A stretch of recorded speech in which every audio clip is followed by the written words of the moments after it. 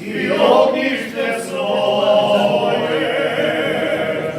gdje se večno ponos čuva i ognjište svoje. To je zemlja Nemanjića, Lazara i Obilića i velikog našeg vožda Karađorđa Petrovića. To je zemlja Nemanjića, Lazara i Obilića i velikog našeg vožda Karađorđa Petrovića. 5 vekova robova zapela se rodu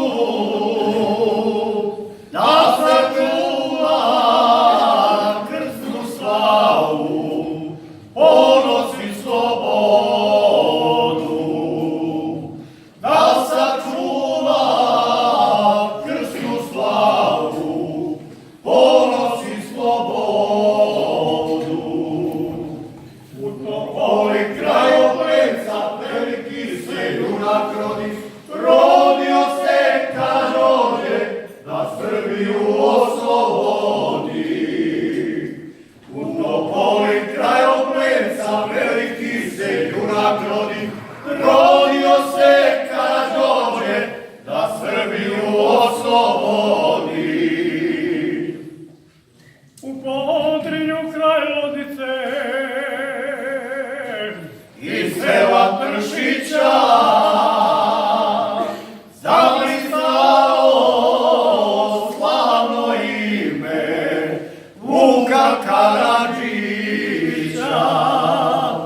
Zablistalo slavno ime Vuka Karadžića. O podajskom rodu azbuku od 30 slova, što u svetu niko nema, samo ima zemlja ova.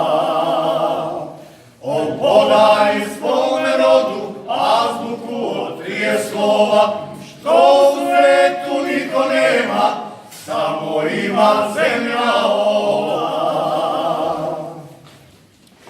borili se ti junaci Za slobodu slavnu, a nama su sačuvali veru pravoslavnu.